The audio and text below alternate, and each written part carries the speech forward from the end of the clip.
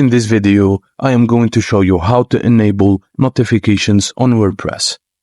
You can receive notification on your desktop even when you're not actively using WordPress.com. Follow the steps in this guide to turn on browser notifications.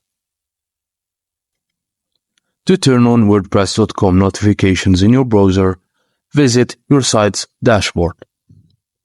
Click on your profile icon in the upper right corner of the window. Select Notification Settings on the left side. Next to the Browse Notifications panel, click Enable button. If you receive a pop-up, click on Allow Chrome or Always Receive Notifications on Firefox. If you are not receiving browser notifications, restart your browser or make sure that your browser is running and disable browser notifications and enable them again. And that's it, guys. Thank you for watching, and please don't forget to like and subscribe for more.